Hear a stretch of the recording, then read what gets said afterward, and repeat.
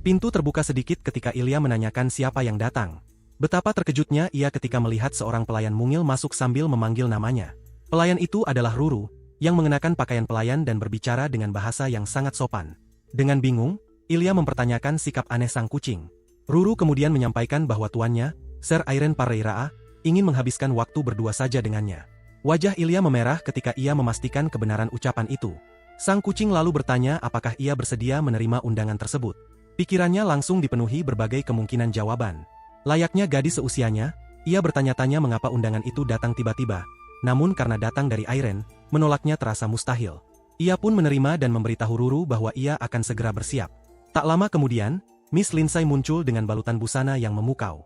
Setelah Ruru memastikan penampilannya sempurna, pelayan kucing itu membuka pintu dan memberi isyarat agar sang lady mengikutinya.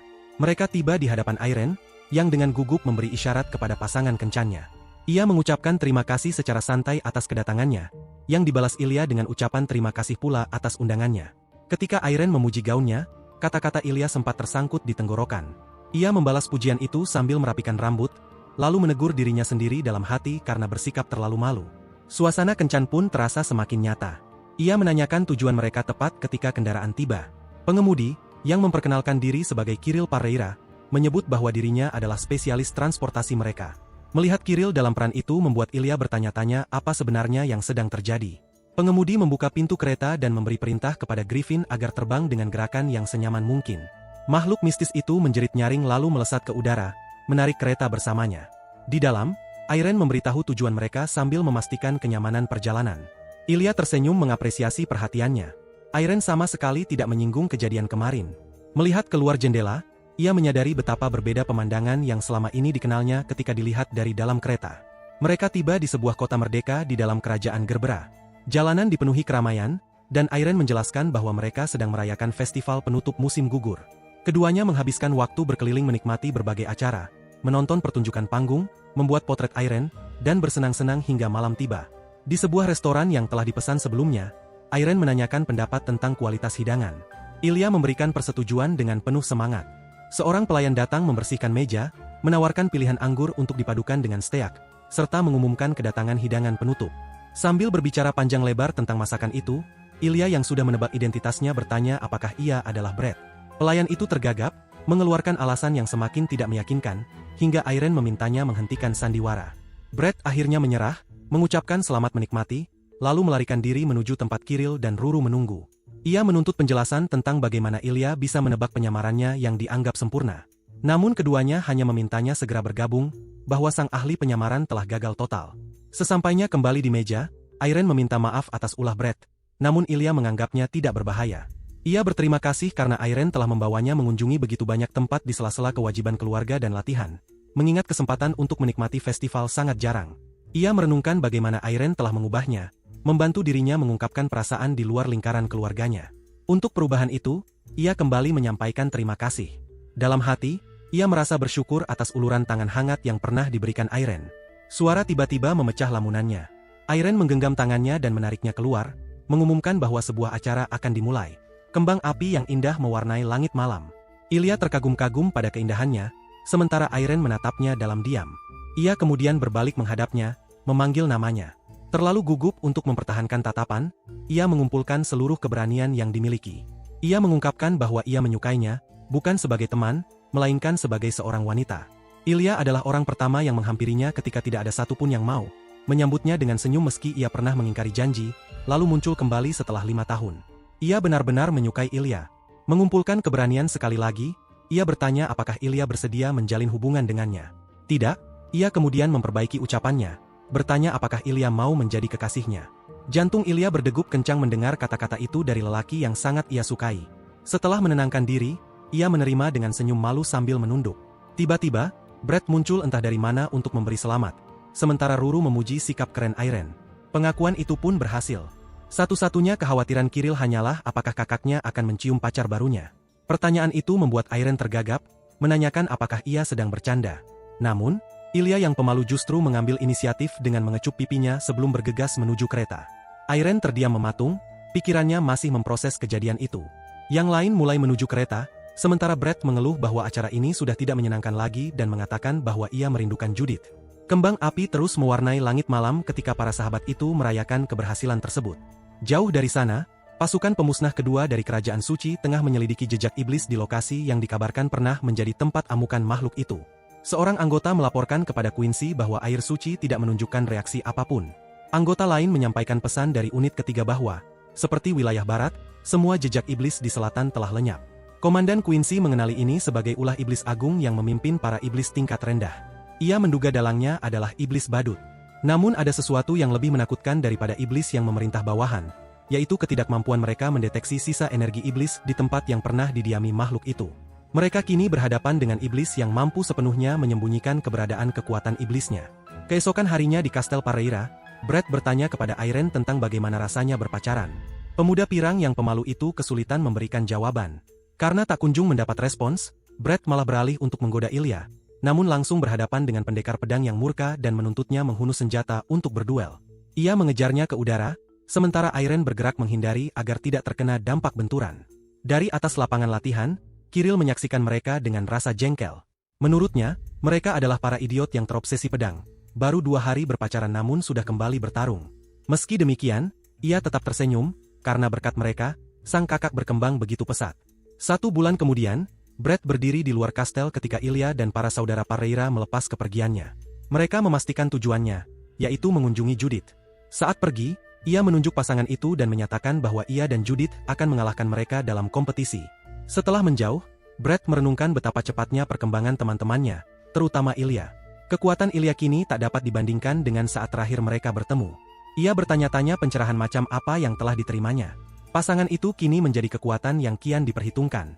Sang bangsawan muda mengakui bahwa perbedaan kemampuan sebesar itu dulu akan membuatnya putus asa. Namun kini segalanya berbeda. Ia mampu menepis rasa rendah diri dan bersalah tanpa beban. Dengan tekad baru, ia berencana menempuh jalannya sendiri dengan kecepatan yang ia tentukan sendiri. Tiba-tiba, angin menyelubunginya lalu menghilang. Terkejut, ia bertanya-tanya apakah seseorang yang menciptakannya. Tanpa sepengetahuannya, sosok berkerudung melesat di antara pepohonan di atasnya dengan kecepatan luar biasa. Pria itu adalah Joshua Lindsay, kepala keluarga Lindsay. Sang tuan yang gelisah menggertakkan gigi. Putrinya telah pergi selama sebulan penuh tanpa kabar. Berbagai kemungkinan buruk menghantuinya. Bagaimana jika sesuatu telah terjadi? Bagaimana jika ia terluka? Meski dengan enggan mengakui bahwa pemuda pirang itu cukup dapat diandalkan, naluri seorang ayah menuntutnya memastikan sendiri bahwa putri kesayangannya aman. 2 minggu berlari tanpa henti telah membawanya sejauh ini. Akhirnya, ketika melihat tujuan di kejauhan, ia mengizinkan dirinya merasa lega sejenak. Kastel itu berdiri utuh tanpa tanda-tanda bencana. Bagus, kini saatnya menyusup. Para penjaga mengizinkan masuk berkat identitas palsu yang dipalsukan dengan sangat ahli. Tujuan Joshua adalah bagian dalam kastel tempat kemungkinan besar Ilya berada. Namun, saat merencanakan pendekatan secara diam-diam, rasa lelah menghantamnya bak palu. Kakinya bergetar, napasnya tersengal-sengal dan berat. Ia sadar benar bahwa dirinya telah menua. Joshua 10 tahun lalu pasti akan menertawakan kelemahan ini. Melihat sebuah bistro, ia menyerah pada kebutuhan. Hanya sedikit istirahat, lalu kembali ke misi. Setelah menyantap hidangan yang layak, rasa lega membanjiri tubuhnya. Napasnya kembali normal, dan kekuatannya mulai pulih perlahan. Sambil memulihkan diri, ia mengamati wilayah itu, kecil namun terasa luar biasa damai dibandingkan dengan daerah-daerah lain yang ia lewati. Penduduknya bergerak bebas, wajah mereka tanpa tanda kecemasan atau ketakutan. Tanpa sadar, ia berkomentar bahwa penguasa di wilayah ini tampaknya benar-benar peduli pada rakyatnya. Seorang pria di dekatnya mendengar dan meminta izin bergabung di mejanya.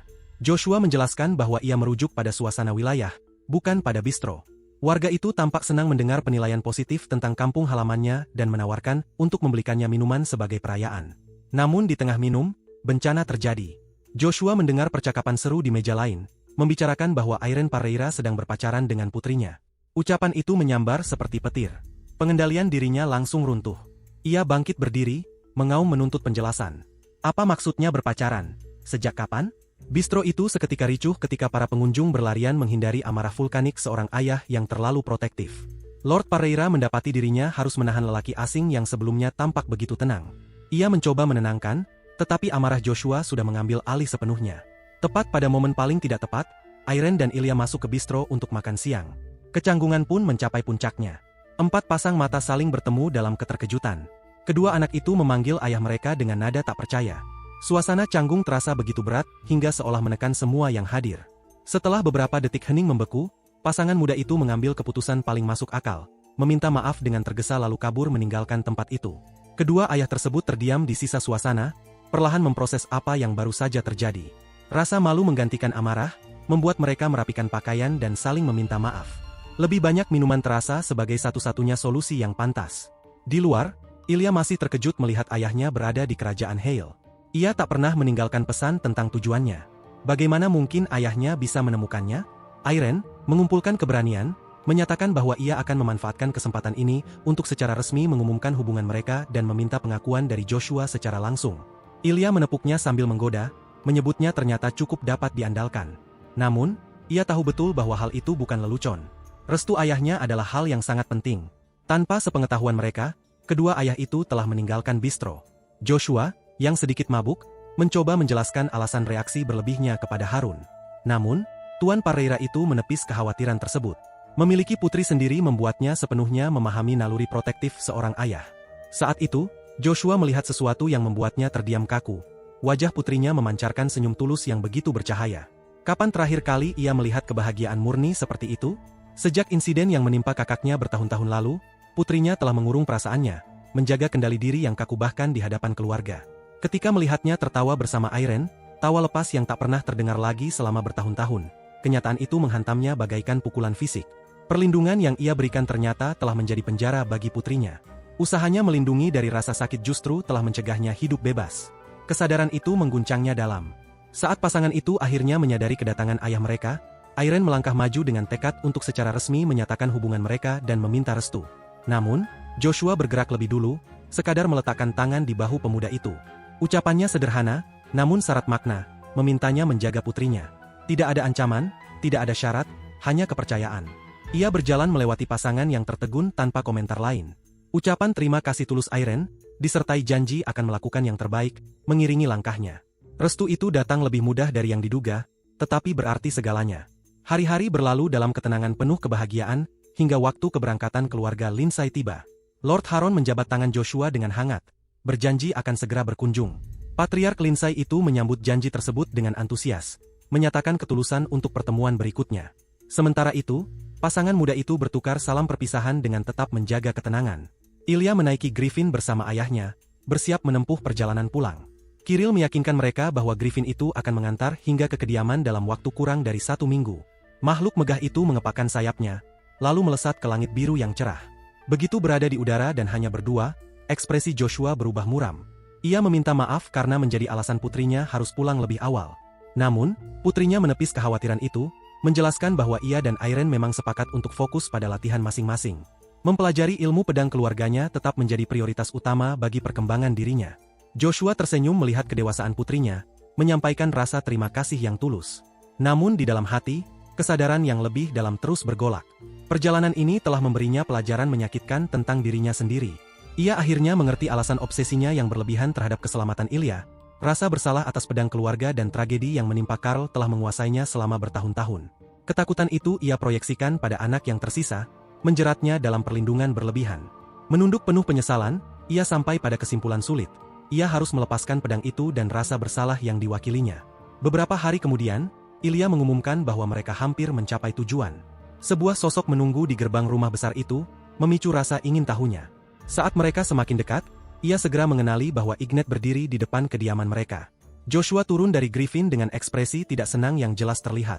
Ia menegur sang ksatria suci dengan nada dingin, menyatakan bahwa mereka tidak cukup akrab untuk melakukan kunjungan tanpa pemberitahuan, dan wilayahnya bukanlah tempat yang terbuka bagi siapa saja untuk datang begitu saja.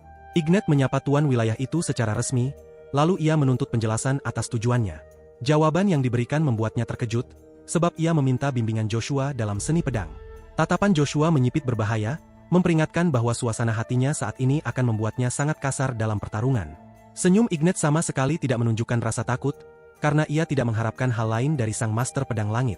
Joshua melangkah cepat menuju rumah besar itu sambil menyatakan bahwa mereka akan berlatih di tempat lain. Ilya meminta izin untuk menyaksikan, dan ayahnya mengangguk singkat sebagai tanda persetujuan. Maka, awal latihan yang tidak terduga pun dimulai. Beberapa saat kemudian, lapangan latihan bergemuruh oleh benturan yang dahsyat. Joshua melepaskan teknik pertama pedang langitnya tanpa menahan diri, serangan yang membawa niat membunuh sesungguhnya. Ilya menyaksikan dengan kagum, menyadari bahwa ayahnya memperlakukan ini sebagai pertempuran nyata, bukan sekadar latihan. Ignat membaca serangan yang datang dengan keluasan hasil latihan panjang. Aura merah membara di sekitar pedangnya ketika ia menangkis, tekniknya mampu menyeimbangkan serangan Joshua dengan sempurna. Tumbukan energi mengirim gelombang kejut di seluruh arena latihan. Ilya terpukau menyaksikan keduanya, dua master pedang yang tampak seimbang, keterampilan mereka saling meniadakan dengan ketepatan mematikan. Di atap gerbang lapangan latihan, dua sosok mengamati pertarungan itu. Seorang pria berambut perak menatap tanpa emosi ketika ayahnya bertarung di bawah. Di sisinya, iblis badut muncul dengan senyum khasnya, mengejek rekannya sambil menyinggung niat membunuh sang petarung. Dengan ritme seperti ini, Ignat bisa saja membunuh ayahnya. Karl Lindsay, pewaris yang menghilang, tidak memberikan tanggapan, hanya terus menatap saat Joshua berhadapan dengan perempuan yang pernah menjadi lawannya. Pertarungan kian memanas melalui banyak pertukaran serangan sebelum Ignat akhirnya jatuh berlutut. Joshua tetap berdiri, nyaris tanpa terengah. Ia menyarungkan pedangnya dengan gerakan pasti, menyatakan bahwa lawannya sudah tidak dalam kondisi untuk melanjutkan. Dengan napas tersengal, Ignat berterima kasih atas pelajaran berharga itu. Asistennya, Anna, segera berlari menghampiri dengan jelas menunjukkan rasa khawatir. Joshua memberi peringatan kepada Ignat bahwa mereka tidak boleh lagi menginjakan kaki di wilayahnya untuk berlatih. Ini adalah sesi pertama sekaligus terakhir mereka. Ignat menerima syarat tersebut dengan lapang dada, berpamitan sebelum lenyap melalui portal yang dibuka Anna. Setelah kepergian mereka, Ilya mendekati lapangan latihan dengan ragu, memperhatikan postur kaku ayahnya. Di atas, iblis badut itu berkomentar bahwa Joshua bisa saja memenggal kepala Edenet kapan saja. Karl tetap diam ketika seorang pendeta membuka portal di belakang mereka. Setelah memberi satu pandangan terakhir pada ayahnya, Karl berbalik dan memasuki pusaran gerbang tersebut. Malam itu, Ilya berlatih seorang diri di bawah sinar bulan. Pedangnya menciptakan bayangan transparan setiap kali diayunkan. Kecepatannya mencapai tingkat baru. Ia merenungkan energi membunuh ayahnya yang begitu luar biasa saat latih tanding. Lebih mengejutkan lagi adalah keteguhan Ignat yang tidak tergoyahkan meski menghadapi tekanan sebesar itu. Kekuatan kesatria suci tersebut melampaui semua dugaan. Segalanya tampak berbeda bila dilihat dari sudut pandang lain. Dari jendela kastel, Joshua mengamati putrinya dengan kegelisahan yang semakin dalam. Ia mulai bertanya-tanya apakah keputusan membiarkannya menyaksikan pertempuran itu adalah kesalahan, karena intensitasnya mungkin terlalu membebani. Ikatan rambut Ilya terlepas akibat kuatnya gerakan, membuat helaian perak itu terurai bebas. Dalam konsentrasi yang mendalam, ia mempertanyakan perasaannya sendiri. Apakah ia merasa iri kepada Ignat? Selama ini, ia selalu mengagumi kewibawaan tak tergoyahkan yang tidak pernah kehilangan martabat di hadapan siapapun. Namun, ia tersenyum, menyadari bahwa perasaan itu kini hanya milik masa lalu. Ia menemukan sesuatu yang jauh lebih ia rindukan. Bukan kekuatan yang dingin, melainkan keandalan yang hangat. Seseorang yang merangkulnya sepenuhnya, kokoh dan menenangkan layaknya bumi itu sendiri. Ia ingin menjadi seperti sosok itu, seperti Airen. Tanpa ia sadari, kekuatan mengalir deras dari dalam dirinya. Tubuhnya mulai terangkat, dan angin menari mengikuti perintahnya. Mata Joshua melebar karena terkejut. Putrinya telah membangkitkan sesuatu yang sepenuhnya baru. Kekuatan selalu mengikuti hati. Keesokan harinya, Brett mendatangi lapangan latihan Judith dengan kegembiraan yang sulit ia bendung. Ia akhirnya mencapai peringkat master pedang dan tidak sabar ingin melihat reaksi iri dari Judith. Dalam pikirannya, ia membayangkan berbagai skenario dengan ekspresi terkejut yang akan ditunjukkan gadis itu.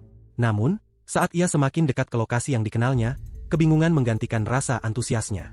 Gunung kecil yang seharusnya berada di sana telah lenyap, berganti menjadi deretan kawah dengan debu yang masih membubung, seolah akibat hantaman meteor. Kehancuran itu terbentang melampaui nalar. Rasa bangga Brett seketika lenyap dari dadanya. Apapun yang telah terjadi di sini, ini bukan latihan. Ini adalah pemusnahan. Ia terpaku memandangi pemandangan tersebut, hingga suara yang dikenalnya memecah keterkejutannya. Hun memanggil dari tepi kawah, nada bicaranya santai, berlawanan dengan latar kehancuran di sekitarnya. Mereka berjalan saling mendekat dengan langkah terukur dan bertukar sapaan singkat. Hun mengungkapkan keterkejutannya atas kedatangan Brett yang lebih lambat dari kunjungan 2 tahunan yang dijanjikan. Brett menjelaskan bahwa keterlambatannya disebabkan kemajuan tak terduga dalam latihannya, dan ia ingin menunjukkan peningkatan nyata sebelum kembali. Tidak mampu lagi menahan rasa penasarannya, Brett memberi isyarat ke arah lanskap yang berubah drastis itu. Apa sebenarnya yang telah terjadi di sini? Alih-alih menjawab, Hun hanya menunjuk ke kawah terdalam. Rahang Brett ternganga. Judith bergerak di tengah kehancuran layaknya kekuatan alam itu sendiri. Permainan pedangnya melampaui segala yang pernah ia saksikan. Setiap ayunan membawa daya hancur yang luar biasa, gerakannya mengalir dengan keanggunan mematikan. Kekasihnya telah meningkat pesat. Ia pun memanggilnya dengan penuh semangat, tak mampu lagi menahan rasa kagum. Judith segera menghentikan latihannya dan bergegas mendekatinya. Keduanya terlibat dalam percakapan yang mengalir ringan, saling berbagi kabar dan menutup waktu yang hilang. Brett dengan bangga menyampaikan pencapaiannya bahwa ia akhirnya berhasil menjadi seorang master pedang. Dengan tangan terbuka untuk memberi pelukan perayaan, suaranya melembut penuh rasa sayang. Namun, ekspresi Judith justru mengeras. Ia telah berlatih tanpa henti namun belum mampu mencapai peringkat master pedang. Sementara kekasihnya kini berdiri di hadapannya, memamerkan kesuksesan itu. Rasa ketidakadilan membakar dadanya. Bertahun-tahun ia menjalani latihan keras di bawah pengawasan Hun, memaksakan diri melampaui batas manusia. Namun gelar itu tetap tak tergapai. Pedangnya terhunus dalam satu gerakan mulus, telah dipenuhi energi destruktif yang pekat hingga udara di sekitarnya seolah mundur menghindari kekuatan tersebut. Ia menuntut agar Brett menghadapinya tanpa menahan diri. Inilah kesempatan untuk menguji kekuatan sejatinya melawan seorang master pedang. Kepercayaan diri Brett memuncak menghadapi tantangan itu. Ia menghunus pedangnya sambil menyunggingkan senyum merendahkan, mengingatkan bahwa tak masalah jika Judith menangis setelah kalah. Aura airnya mengalir mulus di sepanjang pedang, hendak memperlihatkan jarak yang memisahkan tingkat ahli dan master. Namun, seketika tubuh Brett terbenam di sebuah kawah yang baru terbentuk. Seluruh tulangnya berteriak kesakitan, sementara aura airnya berkedip lalu lenyap, tak mampu bertahan setelah serangan sedahsyat itu. Perasaan ragu menyerangnya seperti gelombang. Ia kini seorang master pedang, sedangkan Judith masih di tingkat ahli. Perbedaan peringkat seharusnya menjamin kemenangannya. Namun, justru ia terkapar kalah telak di hadapan seseorang yang dianggap berada di bawah levelnya. Ia mulai bertanya-tanya apakah dirinya telah terlena atau bahkan gelar master pedang itu tak memiliki arti. Bulan-bulan latihan dan pencapaian yang dibanggakannya kini runtuh, sirna hanya dalam hitungan detik. Bagaimana mungkin seorang petarung tingkat ahli memiliki kekuatan yang begitu luar biasa? Judith berdiri di tepi kawah, sungguh heran dengan reaksi dramatisnya. Mereka sering berlatih bersama. Mengapa kekalahan ini menjadi masalah besar? Brett semakin larut dalam krisisnya, tak mendengar upaya Judith untuk menghiburnya. Seluruh pemahamannya tentang hierarki kekuatan runtuh bersama harga dirinya. Akhirnya, Judith melompat turun mendekatinya. Ia bersandar dekat, membiarkan napasnya menyapu telinganya sambil membisikkan janji yang pernah ia ucapkan berbulan-bulan lalu, bahwa jika ia memenangkan pertarungan berikutnya, ia akan mengabulkan satu permintaannya, apapun itu. Kenangan itu seketika mengubah dirinya. Semangatnya kembali menyala, rona wajahnya pulih, dan tekad menggantikan keputusasaan. Kini, ia memiliki alasan baru untuk menjadi lebih kuat. Sore itu, Brett berangkat dengan tergesa-gesa yang tidak biasa sambil melambaikan tangan kepada Judith. Setelah ia pergi, sang guru mendekati muridnya dengan rasa ingin tahu yang jelas. Pemuda itu tidak pernah pergi secepat itu. Apa yang telah berubah? Judith menjelaskan bahwa Brett tiba-tiba teringat urusan mendesak yang memerlukan perhatian segera. Tatapan mengetahui dari gurunya menunjukkan bahwa ia tidak mempercayai alasan tersebut. Mengesampingkan hal itu, Judith mengungkapkan kegembiraan tulus atas hasil latihannya. Ia tidak menyangka dirinya telah menjadi begitu kuat. Jika mereka mempertahankan kecepatan ini, mungkinkah suatu hari ia menjadi yang terkuat? Keheningan Hun berlangsung tidak nyaman dalam waktu yang terasa panjang. Saat akhirnya berbicara, suaranya membawa bobot yang tak terduga. Sang guru tengah merenungkan kefanaan hidup. Judith melanjutkan dengan antusias, menyebut nama-nama yang ingin ia lampaui, mulai dari rekan-rekannya, dan terutama pendekar pedang berambut hitam yang baru-baru ini berkunjung. Ignet, bilah terbaik dari kerajaan suci. Senyum Hun berubah menjadi penuh pengertian. Jadi, pertarungannya dengan Ignet telah menginspirasi muridnya. Ia menanyakan alasan mengapa muridnya menginginkan kekuatan sebesar itu. Jawaban Judith datang tanpa ragu. Jika ia menjadi yang terkuat seperti gurunya, ia dapat mengalahkan siapapun. Senyum Hun memudar menjadi sesuatu yang getir. Ia memandangi wajah muridnya yang penuh semangat sebelum mengucapkan kata-kata yang kelak akan menghantuinya. Menjadi yang terkuat mungkin bukanlah hal yang benar-benar ia butuhkan. Jalan menuju kekuatan mutlak menuntut pengorbanan yang belum dapat ia pahami. Hun mencapai puncaknya dengan memutus semua hubungan, meninggalkan setiap ikatan yang bisa memperlambat pendakiannya. Keluarga, teman, kekasih, semuanya disingkirkan demi pedang. Kini, berdiri di puncak, ia mempertanyakan apakah pemandangan itu sepadan dengan pendakiannya. Gelar terkuat terasa hampa ketika tidak ada seorang pun untuk berbagi. Hun memperingatkan agar muridnya tidak pernah melepaskan ikatannya dengan orang lain. Ia menyarankan agar Judith menapaki jalan yang berbeda, tetap memeluk teman dan orang-orang terkasih. Pedang seharusnya memperkaya kehidupan, bukan menggantikannya. Hubungan yang ia anggap sebagai gangguan sebenarnya adalah kekuatan terbesarnya. Judith menatap gurunya dengan terkejut. Kerentanan ini datang dari pria yang selama ini mengajarkan bahwa setiap emosi harus dijadikan senjata, bahwa keterikatan adalah kelemahan. Ia tidak dapat memahaminya. Tidak mampu menyelaraskan filosofi baru ini dengan ajaran bertahun-tahun yang bertolak belakang, ia memaksakan pergi dan menyatakan akan berpura-pura tidak pernah mendengar semua itu, lalu memutuskan untuk kembali berlatih. Setelah Judith pergi, rasa sakit tajam menusuk mulut Hun. Rasa logam darah memenuhi tenggorokannya. Ia meludah ke telapak tangannya, menampakkan merah pekat yang kontras dengan kulit tuanya. Pemandangan itu menegaskan apa yang telah dikatakan tubuhnya selama berbulan-bulan. Waktunya hampir habis. Sambil berjalan pergi, merenungkan berapa banyak matahari terbenam yang masih sempat ia lihat, sosok berkerudung muncul dari balik bayangan. Pengamat itu memandangi tubuh Hun yang kian menipis dengan penilaian dingin. Orang asing itu berkomentar bahwa sang guru tua kini begitu rapuh. Ucapan berikutnya membuat udara seakan membeku, karena ia memanggil Hun dengan sebutan ayah. Di Akademi Ilmu Pedang Krono, Brett duduk berhadapan dengan kepala sekolah Ian di ruang kerjanya. Ia memohon bimbingan untuk berkembang, menjelaskan sejauh mana kemajuan yang telah dicapai Judith di bawah asuhan Hun. Jurang di antara mereka telah melebar menjadi perbedaan yang amat besar, dan ia merasa harus mengejar dengan segala cara. Akhirnya, ia menemukan motivasi sejatinya. Janji yang pernah terbisik itu terus membakar dalam pikirannya. Satu permintaan, apapun yang diinginkan, akan terkabul jika ia mampu mengalahkannya. Kemungkinan itu terus membayang, menyelimuti pikirannya sepenuhnya. Ia bertekad menjadi cukup kuat untuk meraih hadiah tersebut. Ian bersedia membantu, tetapi lebih dahulu mengundangnya bergabung dalam pertemuan bersama tamunya saat itu, Ignet. Sementara itu, Irene berlatih sendirian di halaman latihan milik keluarganya. Pedangnya bergerak dalam pola yang presisi sambil ia mengatur pernapasan. Ia berhenti sejenak, menyadari sudah begitu lama tidak berlatih dalam kesendirian seperti ini. Kiril kini lebih sering mengudara dengan Griffinnya, sedangkan Ruru menghilang dalam suatu misi misterius. Ketiadaan mereka memberi dirinya privasi yang jarang terjadi, yang sangat sesuai dengan kebutuhannya saat ini. Kesendirian itu memberinya ruang penuh untuk memusatkan perhatian pada peningkatan diri. Ia memacu dirinya lebih keras, bertekad membentuk hati yang lebih kuat dan tangguh.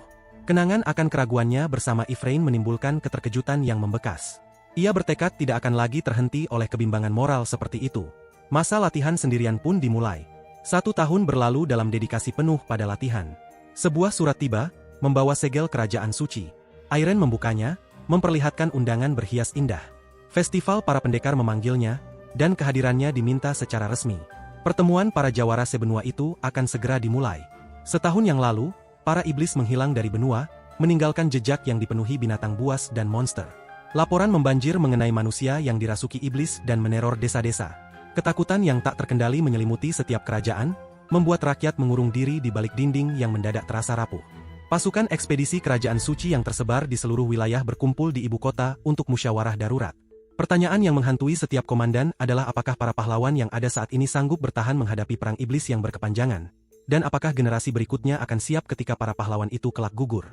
Di tengah krisis itu, sebuah duel monumental mengguncang Kastil Abilius. Julius Hiul, Kapten Ksatria Putih, menghadapi Ignet Crescentia, Kapten Ksatria Hitam. Kedua pendekar kerajaan suci itu bentrok dengan kekuatan yang mengguncang bumi. Hasilnya tidak mengejutkan siapapun, Julius menguasai jalannya pertarungan sejak awal, keunggulannya mutlak. Ignet sendiri menerima serangan dari segala arah, pertahanannya berulang kali hancur. Namun, para anggota ekspedisi menyaksikan sesuatu yang luar biasa. Ignet terus bangkit. Meski dihujani serangan tanpa henti yang seharusnya membuatnya tak sadarkan diri, ia tetap berdiri berulang kali, seolah meraih puncak gunung yang mustahil. Energi seperti burung phoenix tanpa api itu, semangat tak tergoyahkan, terwujud sebagai pedang cahaya, harapan yang menjelma bagi era baru. Untuk melawan kegelapan dan ketakutan yang menyelimuti benua, Kerajaan Suci mengumumkan Festival Para Pendekar, sebuah pertemuan untuk menampilkan kekuatan generasi penerus. Undangan tersebar ke seluruh penjuru negeri. Para pendekar dari berbagai wilayah menerima panggilan mereka, termasuk Irene. Tanpa menghentikan irama latihannya, ia menyerahkan surat mewah itu kepada Markus dan memintanya untuk menyimpannya di ruang kerja. Malam itu, ia memulai meditasi sebelum tidur. Kesadarannya hanyut ke dalam dunia imajiner. Ia membentuk hamparan luas di mana dirinya berdiri di atas tanah kokoh, sementara pedangnya terletak di sebuah pulau yang jauh. Dalam perjalanannya menuju bilah tersebut, ia merenungkan pencapaian berat sepanjang tahun itu. Untuk mengendalikan tonggak besi di dalam dadanya, ia menguasai energi api. Untuk menundukkan nyala yang semakin menjadi-jadi, ia mempelajari unsur air. Tahun lalu membawanya pada penguasaan tanah, yang berfungsi membendung sifat air yang terus berubah. Setiap elemen saling membangun keseimbangan sempurna. Tangannya menggenggam gagang pedang itu. Api menyala di sepanjang bilah saat ia menyatakan tujuannya untuk menggunakan kekuatan ini demi melindungi dunia. Sebuah suara tua memecah konsentrasinya. Seorang pembicara bertanya apakah ia mengingat pertemuan mereka di Labat. Perwakilan dari kerajaan suci itu muncul dalam ruang latihannya. Pengaturan privasi meditasinya gagal berfungsi. Irene menuntut penjelasan atas kedatangannya. Sang tetua menyatakan maksud kedatangannya. Hanya Irene yang belum memberi jawaban atas undangan festival. Apakah ia sedang ragu? Semangat pria tua itu menyala saat ia mengenang demonstrasi Blade of Heart milik Iren di Labat. Energi yang menggugah itu membekas dalam ingatannya. Saat itu, ia melihat pedang tersebut sebagai harapan bagi dunia yang semakin gelap. Ia mendorong Iren untuk sekali lagi mengangkat pedang yang bersinar itu dan menerangi jalan ke depan. Tekad Iren mengkristal. Ia memutuskan akan menghadiri acara tersebut. Sehari sebelum keberangkatan, Vulcanus datang membawa permintaan tak terduga. Pandai besi ulung itu ingin ikut serta, mencari pengalaman dan inspirasi dari perjalanan. Lebih dari itu, ia berniat menyediakan senjata yang sanggup menandingi pedang-pedang legendaris bernomor bagi para peserta festival dan pemburu iblis. Karyanya akan memperkuat para pelindung umat manusia. Keberangkatan mereka disambut keluarga yang datang untuk melepas kepergian mereka. Mereka melambaikan tangan saat keduanya memulai perjalanan dengan berjalan kaki. Vulcanus bersikeras untuk merasakan pengalaman perjalanan secara utuh. Beberapa jam dalam perjalanan, Vulcanus menanyakan tentang Ruru. Iren menjelaskan bahwa ia telah pergi beberapa bulan lalu untuk urusan misterius. Namun sebelum pergi, ia sempat memberinya kantong spasial untuk penyimpanan. Benda sihir itu sangat berguna dalam membawa berbagai perlengkapan. Ruru tampaknya membagikan benda legendaris seolah hal biasa. Malam pun tiba. Mereka mendirikan kemah dan membicarakan perubahan wilayah selama setahun terakhir. Ancaman iblis telah mengubah segalanya. Jalan-jalan yang dulunya aman kini dipenuhi bahaya. Desa-desa berlindung di balik tembok baru. Iren merasakan kehadiran yang mendekat. Ia memperingatkan Vulcanus untuk bersiap menghadapi kemungkinan ancaman. Tetapi para pendatang itu segera menunjukkan kartu pendekar mereka sebagai bukti niat damai. Kelompok itu memperkenalkan diri secara teratur. Kenan si pembunuh sunyi, Giovanni si tangker ceria, dan Jarin sang penyihir skeptis. Pemimpin mereka, Edin, menunjukkan sikap penuh keyakinan seorang veteran. Vulcanus memperkenalkan diri sebagai Vulcan, sementara Iren sempat menyebutkan nama lengkapnya sebelum mengingat kesepakatan mereka untuk menggunakan alias. Namun sudah terlambat. Kesalahan telah terjadi. Tawa pun pecah dari rombongan. Ini menandai penipu keenam yang mereka temui, semuanya mengaku sebagai Iren Parreira. Edin memuji kemiripan wajahnya, tetapi mengomentari unsur penting yang hilang. Di mana kucing hitam terkenal itu, Ruru? Menyadari perdebatan hanya akan sia-sia, Iren dengan tenang memperkenalkan diri kembali sebagai Eren. Kelompok itu akhirnya bergabung demi perlindungan bersama. Masalah identitas diselesaikan dengan buruk, dan Jarin segera menarik Edin ke samping, mengutarakan ketidaksenangannya karena harus bepergian bersama para peniru yang jelas-jelas tidak jujur. Ia mempertanyakan alasan untuk mempercayai orang-orang yang menyamar menjadi orang lain. Jawaban Edin syarat dengan kebijaksanaan yang diperoleh dari pengalaman. Bahkan orang buta sekalipun bisa merasakan bahwa kedua orang ini tidak berniat jahat. Secara praktis, meninggalkan mereka hanya akan berarti hukuman mati. Di zaman berbahaya seperti ini, pragmatisme jauh lebih penting daripada kecurigaan. Tiba-tiba, tangan Jarin terangkat tinggi, memberi isyarat bahaya. Prajurit tengkorak muncul dari kegelapan, tulang-tulang mereka bergerak dengan animasi yang tidak wajar. Para veteran segera mendorong rekan-rekan baru mereka ke belakang, bersiap menghadapi ancaman. Jarin melancarkan serangan pertama dengan sihirnya, meledakkan tengkorak terdepan. Pedang Edin menebas tulang rapuh dengan kecekatan terlatih. Namun, jumlah mereka terus bertambah. Edin segera menyerukan mundur secara taktis. Mereka tidak mungkin bertahan menghadapi jumlah sebesar itu. Saat itulah Iren bergerak. Pedangnya keluar dari sarungnya dalam satu gerakan mulus. Ayunan berwarna putih kental memicu kehancuran.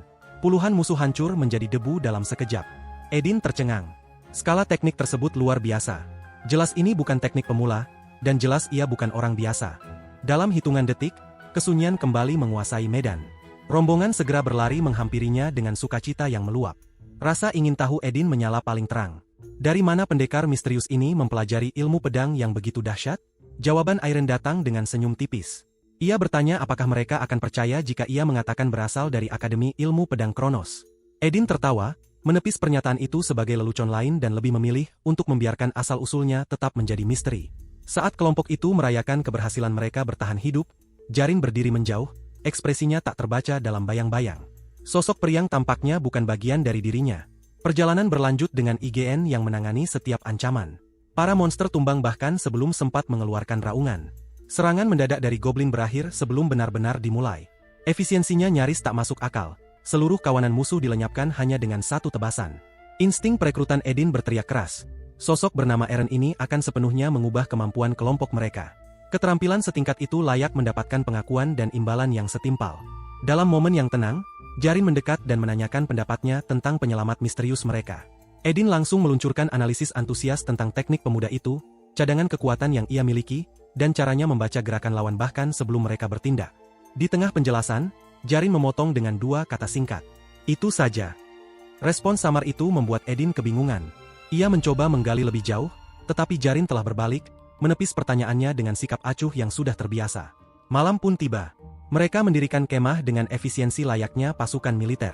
Aroma semur daging memenuhi udara saat persiapan makan malam selesai, sementara Jarin kembali memilih duduk menyendiri, bahkan menolak kenyamanan makanan hangat. Isolasi yang ditetapkannya sendiri telah menjadi pola yang berulang. Murungnya semakin menjadi seiring rasa lapar. Para pria berkumpul di sekitar api, perbincangan mengalir alami. Giovanni mengarahkan pembicaraan ke turnamen para pahlawan yang akan datang. Siapa yang akan menjadi juara kali ini? Ia menyebut nama Cameron Ray dari keluarga Ray yang legendaris.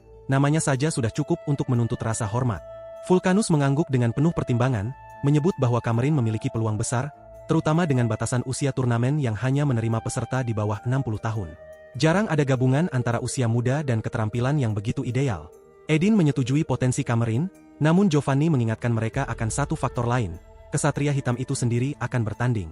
Ignat Crescentia tetap menjadi kandidat favorit. Ada bisik-bisik bahwa Kerajaan Suci menggelar seluruh turnamen ini hanya untuk memamerkan pedang cahayanya. Kenan mengejek bias utara yang terlalu kentara. Menurutnya, pemenang pasti akan muncul dari wilayah selatan.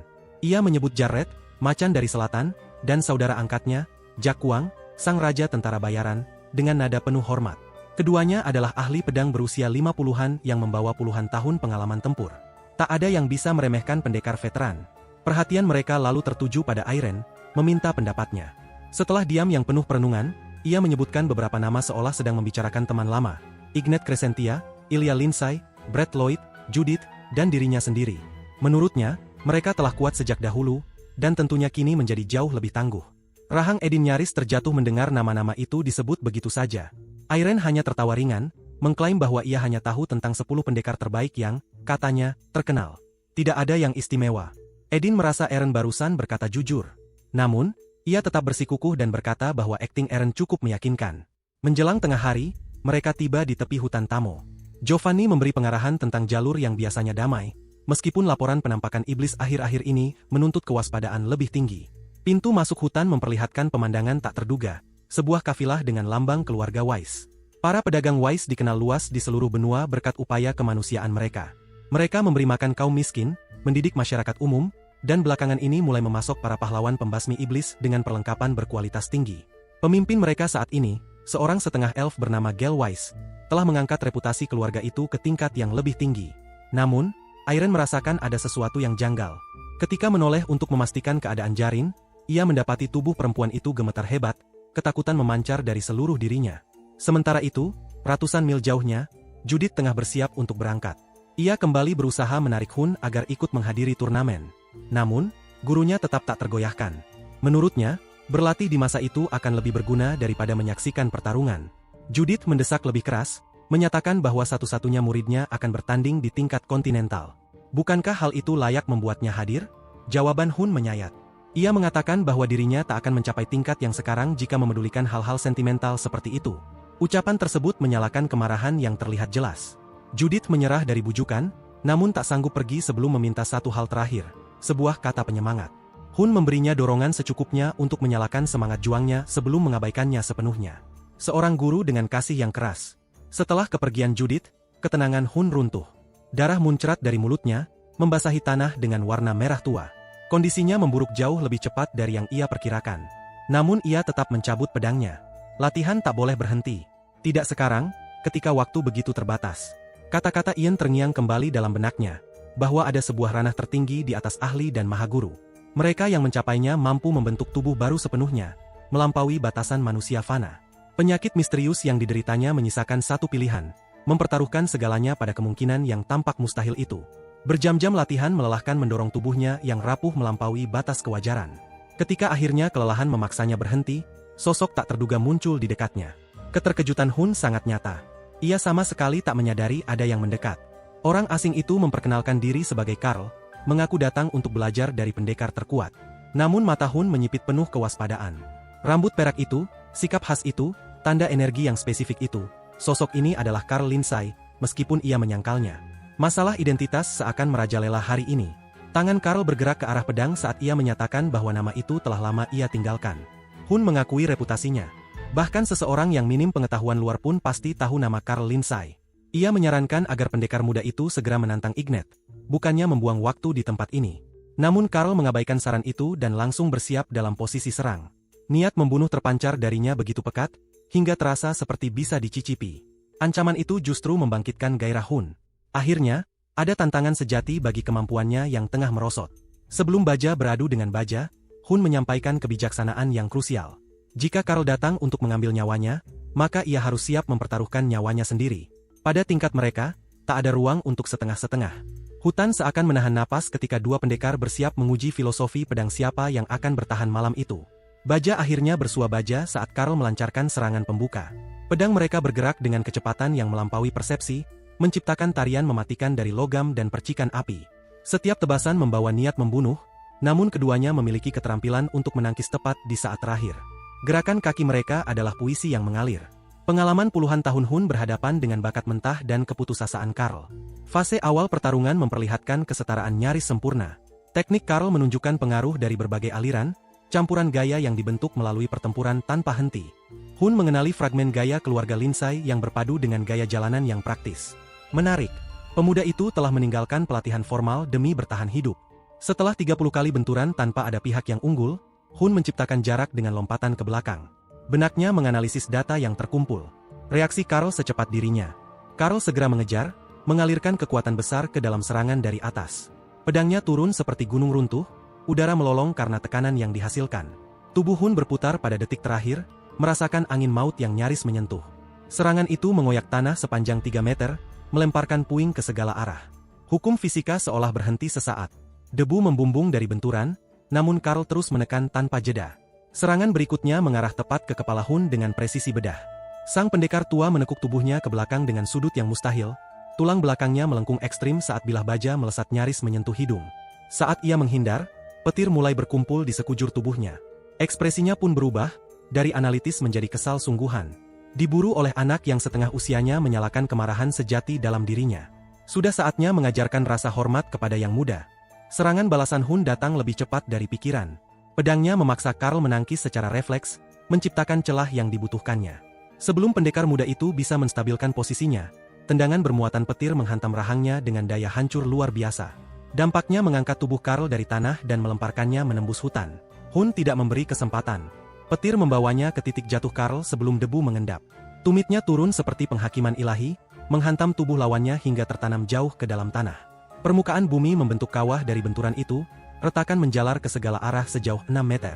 Tanah dan bebatuan yang hancur memercik ke langit. Namun bahkan dari posisi mustahil itu, tubuh terlipat dalam kawah, tulang rusuk kemungkinan besar retak, Karl masih mampu melawan balik. Pedangnya menyapu ke atas dengan kekuatan yang menuntut pengakuan. Hun memutar tubuhnya menghindar, sungguh-sungguh terkesan oleh daya tahan pemuda itu. Begitu Karl berhasil melepaskan diri dari cekungan tanah, Hun sudah kembali melancarkan serangan. Rentetan serangan berikutnya menjadi pelajaran sempurna tentang tekanan ofensif tanpa henti. Pedang Hun berubah menjadi bayangan perak yang tak terjangkau mata. Setiap tebasan mengalir mulus ke serangan berikutnya. Ayunan dari atas berganti menjadi sabetan horizontal, tusukan berubah menjadi pukulan gagang. Ia menyerang dari segala sudut yang memungkinkan, memaksa Karl bertahan sepenuhnya. Namun, seiring pertarungan berlanjut, sesuatu mengusik benak Hun. Meskipun terus didesak dan hanya mampu bertahan di ambang kemampuan, Karl tetap mampu memberikan serangan balasan dengan kekuatan yang tak berkurang sedikit pun. Setelah puluhan pertukaran serangan defensif, tenaga pemuda itu tidak menunjukkan tanda-tanda melemah. Staminanya seakan tak terbatas, fokusnya tetap tajam meski terus mundur. Di antara tebasan, suara Hun terdengar membawa kekecewaan yang tulus. Ia menyayangkan keterampilan luar biasa yang justru disia-siakan dalam persembunyian. Pola-pola pergerakan Karl begitu jelas bagi seseorang dengan pengalaman seperti dirinya. Pemuda itu telah menabrak tembok besar dalam perkembangan dirinya, halangan yang tampak tak teratasi. Namun alih-alih bertahan dan menembusnya, ia memilih menghilang. Ketakutan akan stagnasi mendorongnya ke bawah tanah. Hun sangat mengenal penderitaan semacam itu. Ia sendiri pernah terpuruk selama bertahun-tahun, menyaksikan bakat-bakat muda melampauinya, merasa dirinya semakin tak relevan. Dinding itu tampak tak berujung, tak tergoyahkan, menghancurkan jiwa. Tapi lari darinya tidak menyelesaikan apapun. Bahwa tembok itu harus dihadapi secara langsung. Ketakutan tidak akan menghasilkan apa-apa. Dengan ketekunan dan hasrat yang tak tergoyahkan, bahkan tujuan yang tampak mustahil pun bisa dicapai. Ia telah membuktikannya sendiri, menembusnya ketika semua orang sudah menganggapnya usang. Sebuah pelajaran dalam bentuk kekerasan yang membangun. Mendadak Hun menghentikan serangan, menurunkan sedikit pedangnya. Ia menawarkan pengampunan. Jika Karl pergi sekarang, pertemuan ini akan dilupakan. Tak ada rasa malu dalam mundur, namun ia meminta satu hal, penjelasan atas upaya pembunuhan. Apa yang mendorong Karl untuk menargetkan nyawanya secara khusus? Jawaban Karl bukan dalam bentuk kata, melainkan tindakan. Sebuah granat asap muncul dari lengan bajunya dan meledak di antara mereka. Kabut tebal menutupi seluruh pandangan, namun indera lain milik Hun segera memperingatkan bahaya. Di atas, perpindahan udara masif dan energi berputar mulai terbentuk. Ia menengadah menembus asap dan melihat angin puting beliung turun dari langit, pusarannya mengarah tepat ke posisinya. Vortex itu cukup besar untuk menelan sebuah rumah, dengan pusaran angin tajam yang sanggup menguliti daging dari tulang. Kecepatan kilat membawanya menjauh tepat saat angin puting beliung menyentuh tanah. Dampaknya sungguh dahsyat. Pepohonan tercabut dari akar, permukaan tanah terkelupas, dan batuan dasar terpapar. Saat debu mulai mereda, mata Hun menyipit menatap sosok yang muncul dari reruntuhan. Energi aneh terpancar dari tubuh Karl, rusak, namun dikenali. Sebagian wajahnya berubah menjadi coklat gelap, dengan urat-urat yang berdenyut oleh kekuatan tak wajar. Kebenaran itu menghantam seperti pukulan fisik. Energi iblis. Pemuda bodoh itu telah membuat perjanjian. Suara Hun retak oleh desakan yang mendesak. Ia memerintahkan agar energi iblis itu segera dihentikan, bahwa segala kenegatifan harus ditanggalkan dan semuanya dimulai kembali dari awal. Masih ada waktu untuk penebusan jika tindakan diambil sekarang, sebab korupsi itu belum sepenuhnya mengakar. Namun respons Karl membuat udara di antara mereka seolah membeku. Ia mempertanyakan dengan dingin apa yang sebenarnya salah dari kenegatifan. Baginya, ia hanya memperoleh kekuatan yang selama ini begitu ia dambakan, persis seperti yang disarankan oleh Hun.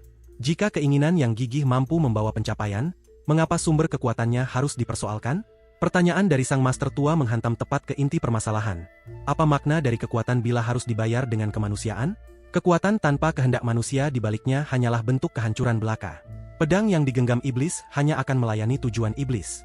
Keteguhan hati Hun mengeras layaknya berlian. Ia bertekad menunjukkan betapa menjijikkan dan lemahnya kekuatan iblis sebenarnya. Terkadang, satu-satunya metode pengajaran yang tersisa hanyalah melalui kekuatan yang melampaui segalanya.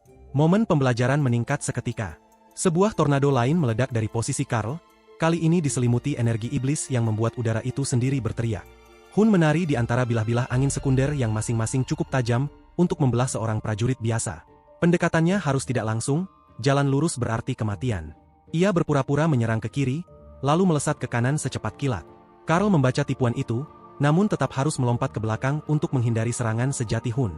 Begitu kakinya terangkat dari tanah, Hun mengejarnya ke udara. Kilat berderak mengelilingi tubuhnya yang melesat naik saat ia bersiap mengakhiri semuanya. Namun darah menyembur dari mulut Hun di tengah tebasan. Penyakitnya memilih saat terburuk untuk kembali menyerang, mengubah serangan yang seharusnya menentukan menjadi hantaman setengah hati. Organ dalamnya menjerit menahan beban, sesuatu yang mendasar di dalam tubuhnya telah runtuh. Karl memanfaatkan celah itu tanpa ragu. Serangan balasan yang diperkuat kekuatan iblis membawa daya hancur setara senjata pengepungan. Sikap Karl berubah menjadi sesuatu yang hampir menyerupai rasa hormat.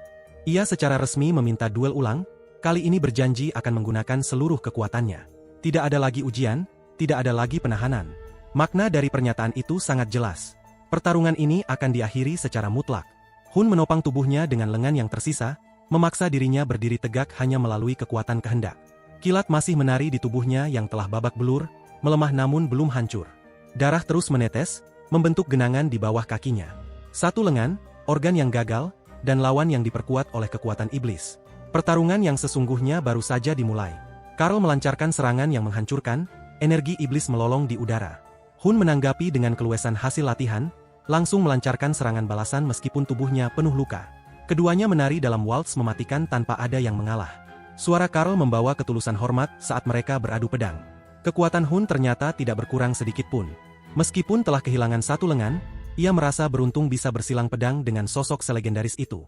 Pertukaran serangan jarak dekat memuncak dalam intensitas. Hun menyadari bahwa ia harus menyerang sebelum Karl sempat mengaktifkan teknik lain. Ia mengumpulkan petir untuk pukulan penentu. Namun tubuhnya mengkhianatinya. Darah menyembur dari mulutnya, membasahi tanah dengan warna merah tua. Karl tidak menyia-nyiakan kesempatan. Pedangnya menebas daging dan tulang, memutuskan lengan terakhir Hun dalam satu tebasan bersih. Ungkapan, melucuti senjata, kini terjadi secara harfiah. Pemandangan Hun yang masih berdiri meski kehilangan kedua lengan mengejutkan bahkan bagi prajurit yang diperkuat oleh kekuatan iblis itu. Lalu sesuatu yang mustahil terjadi. Hun menangkap pedangnya yang terjatuh dengan giginya dan menerjang ke depan dengan tekad bunuh diri. Sasarannya sangat jelas, leher Karl. Satu serangan terakhir untuk mengakhiri segalanya. Dalam jarak amat dekat, baja bertemu baja saat Karl nyaris tidak berhasil menangkis. Suara pendekar muda itu penuh ketegasan saat berjanji akan mengakhiri hidup Hun yang memalukan seketika itu juga. Serangan balasan melemparkan Hun seperti boneka yang rusak. Tubuhnya menabrak bangunan miliknya sendiri, dinding-dinding meledak akibat benturan. Puing-puing berjatuhan saat sebagian bangunan itu runtuh. Di antara reruntuhan, kenangan membanjiri kesadarannya yang memudar. Terdengar suara Judith yang memarahinya agar segera memperbaiki atap. Sementara ia menyepelekan permintaan itu dan menyebutnya terlalu cerewet. Ia tersenyum hangat membayangkan reaksi Judith jika melihat kondisi bangunan saat ini. Lalu penyesalan datang menghampiri. Wajah Keira terlintas di benaknya. Ia tidak pernah mengunjunginya, bahkan sekalipun. Begitu banyak kesempatan yang terlewat, begitu banyak kata yang tak pernah terucap. Kematian membawa kejernihan yang berbeda. Karl memalingkan wajah, meyakini bahwa pertempuran telah usai. Ia perlu memusatkan perhatian pada pemulihan. Pertarungan ini jauh lebih seimbang daripada yang ia perkirakan. Tanpa penyakit yang diderita Hun, hasil akhirnya pasti berbeda. Kebenaran itu ia rasakan hingga ke tulangnya. Sebuah gerakan menarik perhatiannya. Ketidakmungkinan menjadi nyata. Hun berjalan mendekatinya. Wibawa Karl mulai retak. Apakah sang master tua telah menjadi abadi? Tidak ada manusia yang seharusnya masih bisa berdiri setelah menerima luka sebesar itu. Ia menyerang dengan kekuatan putus asa, menghancurkan pedang Hun hingga terbelah dua. Hun hanya tersenyum menanggapi pernyataan tentang keabadian. Aura baru mulai menyelimuti tubuhnya yang telah hancur, kekuatan yang seharusnya tak mungkin ada dalam tubuh yang telah melewati batasnya. Fenomena itu menyatukan setiap hukum pertempuran. Pemahaman pun muncul layaknya fajar, dan suara Hun menggema dengan kejernihan yang belum pernah terdengar sebelumnya, memanggil Ian dari kejauhan. Ia menyadari bahwa inilah tahap akhir yang dulu disebut-sebut oleh rival lamanya, sebuah ranah di luar penguasaan, bahkan melampaui kefanaan itu sendiri. Ia berbicara kepada Karl dengan keyakinan yang tenang, menyatakan bahwa pertemuan mereka hari ini bukanlah kebetulan. Saat ia mengucapkan kata-kata itu, aura murni terkondensasi di sekitar pundaknya, membentuk lengan-lengan transparan sebagai pengganti yang hilang. Bentuk tersebut memancarkan kekuatan dari dunia lain. Sebelum menyerang, Hun melontarkan pertanyaan bernuansa filosofis. Apakah Karl mengetahui tentang dua serigala yang hidup di dalam hati setiap manusia? Filsafat mendahului eksekusi. Sementara itu, jauh di hutan Tamo, rombongan perjalanan telah bergabung dengan kafilah pedagang bijak. Edin menjelaskan pengaturan mereka, jalur aman melalui hutan sebagai imbalan atas tugas pengawalan. Perjalanan menuju kerajaan suci akan memakan waktu 1 minggu. Perilaku Jarin terus menunjukkan keanehan saat Edin memintanya bekerja sama. Ia menyetujui permintaan itu dengan ogah-ogahan sebelum pergi. Suasana hatinya berubah drastis sejak bertemu dengan para pedagang. Setelah ia pergi, Irene menanyakan kondisi Jarin kepada Giovanni. Ia memang tampak terganggu sejak bertemu dengan rombongan bijak itu. Sebelum Giovanni sempat menjawab, Edin memotong pembicaraan, menyuruhnya masuk untuk bersiap menghadapi keberangkatan pagi hari berikutnya. Setelah hanya berdua dengan Irene, ekspresi Edin berubah serius. Sesuatu telah terjadi pada Jarin, sesuatu yang tidak bisa mereka bahas. Tak ada lagi pertanyaan soal itu. Ketegasan nada suaranya tidak memberi ruang untuk perdebatan. Di tempat lain, Jarin duduk bersandar pada sebuah pohon, tubuhnya bergetar ringan. Ia berbisik pada diri sendiri, meyakinkan bahwa tidak akan terjadi apa-apa. Ia hanya perlu bertahan selama 1 minggu. 7 hari, dan mimpi buruk ini akan berakhir. 3 hari setelah perjalanan dimulai, ketegangan di perkemahan meningkat. Jarin mengeluh dengan getir karena ditugasi jaga malam selama 3 malam berturut-turut. Giovanni mengomel tentang pos jaga yang terlalu dekat dengan tempat buang air. Mereka merasa telah diturunkan menjadi pelayan, padahal awalnya dipekerjakan sebagai pengawal. Eksploitasi merata. Keduanya pun memutuskan untuk menghadap atasan. Setelah mendengar keluhan mereka, Edin dengan enggan setuju untuk menyampaikan protes itu kepada pemimpin rombongan. Saat ia mendekati tenda komando, kegugupan mulai merayapi rasa percaya dirinya. Ia mengingatkan dirinya sendiri tentang posisinya.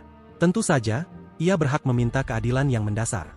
Namun, seorang penjaga langsung menghadang jalannya menuju tenda Serwise.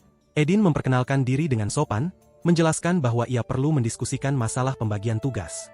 Penolakan dari penjaga datang seketika, semua pesan harus disampaikan melalui dirinya. Di saat itu, Irene muncul di samping mereka, lalu bertanya apakah ia boleh berbicara langsung dengan Serwise. Saat ditanyai, ia memperkenalkan diri sebagai Eren, anggota dari rombongan Edin. Suara penjaga meninggi tajam, menarik perhatian yang tak diinginkan.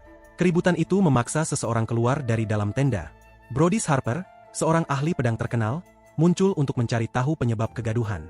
Melihat dua tamu tersebut, ia mengundang mereka masuk. Di dalam, mereka menemukan kekuatan sejati dari kafilah itu, Gelwise, sang pangeran pedagang berdarah setengah elf. Raut wajahnya yang halus menyembunyikan kecerdasan tajam saat ia mengamati tamu-tamu tak terduga itu. Eden dan Irene berdiri di hadapan Gale Weiss, menyampaikan keluhan mengenai pembagian tugas. Pedagang berdarah campuran itu mendengarkan dengan kesabaran yang terlatih, ekspresinya tetap tenang tanpa menunjukkan emosi sedikitpun.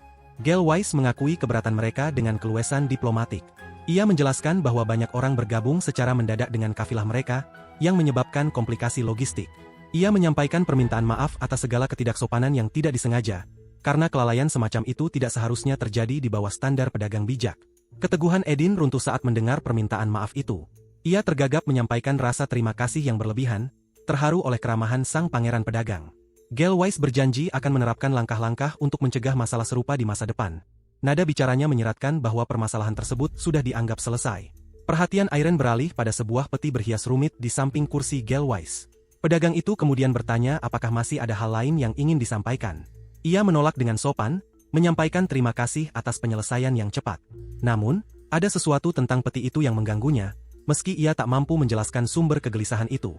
Kembali di perkemahan, Eden melangkah dengan angkuh di antara anggota kelompoknya, membanggakan kemenangan diplomatik yang baru diraihnya. Perayaannya terputus di tengah kalimat ketika Giovanni mengungkapkan krisis baru. Anggota lain dari kafilah percaya bahwa Eren sebenarnya menyamar sebagai Irene Parreira. Permusuhan terhadap mereka pun meningkat dari jam ke jam. Mencari ketenangan, Irene menyendiri ke dalam hutan untuk bermeditasi. Jarin menemukannya di sana, langkahnya mendekat dengan keraguan yang tak biasa. Ia memulai dengan sebuah permintaan maaf yang mengejutkannya. Ia menyatakan bahwa semua hal buruk yang dialaminya bersumber dari kehadirannya. Hubungan buruknya dengan Gale Weiss telah meracuni suasana, dan efeknya menyebar kepada siapapun yang berhubungan dengannya. Ia menyarankan agar bersabar, karena dalam beberapa hari mereka akan berpisah dari kafilah tersebut. Tidak ada hal baik yang datang dari menarik perhatian para pedagang bijak. Reaksi batin Irene adalah tekad sekeras granit. Pengalaman perundungan di masa kecil telah membentuk ketangguhannya menghadapi perlakuan seperti ini. Ujian-ujian awal itu telah menguatkan hatinya dalam menghadapi kesulitan. Hal ini bukan apa-apa dibandingkan apa yang telah ia lewati. Ia tersenyum tulus, mengucapkan terima kasih kepada Jarin atas perhatian yang tulus. Kebaikan itu saja cukup untuk membantunya bertahan dari badai ini. Pernyataan itu membuat Jarin terdiam selama beberapa saat. Lalu, datanglah pertanyaan yang meruntuhkan penyamarannya. Ia bertanya apakah ia benar-benar Irene Parreira. Kedoknya hancur karena kebaikan. Penyangkalan terkejut darinya tidak meyakinkan siapapun. Jarin mendesak lebih jauh, menuntut alasan mengapa ia menyembunyikan identitasnya. Jawabannya sederhana, ia hanya ingin melakukan perjalanan dengan tenang, tanpa beban reputasi. Jarin menyetujui untuk menyimpan rahasia itu, lalu berbalik dan pergi. Irene menghentikan langkahnya dengan pertanyaan sendiri, menanyakan tentang hubungan masa lalunya dengan Sir Weiss. Penolakannya datang cepat dan tegas, dengan keyakinan bahwa memberitahukannya hanya akan membawa bahaya. Irene mendesak lebih jauh, menyatakan bahwa ia memiliki alasan khusus untuk mengetahui hal tersebut. Keterkejutannya tampak jelas, namun keduanya terhenti ketika Eden tiba membawa kabar mendesak. Sebuah penampakan demonoid telah memicu rapat darurat. Pertemuan itu dipenuhi ketegangan ketika Gale menanyai saksi tentang pertemuan di hutan. Brodis Harper mengonfirmasi bahwa 4 pengintai ahli sedang menyelidikinya. Setelah saksi dibubarkan, benak Gale dipenuhi berbagai kemungkinan. Banyaknya penampakan demonoid mengindikasikan keberadaan kekuatan iblis. Meminta bantuan kerajaan suci adalah pilihan paling aman, meski berarti mereka harus terisolasi hingga para ksatria datang. Irene memasuki ruang pertemuan dan langsung ke pokok permasalahan. Ia menuntut lokasi demonoid segera. Gumaman jijik terdengar di antara kerumunan, seorang penyusup berani berbicara dalam rapat krisis mereka.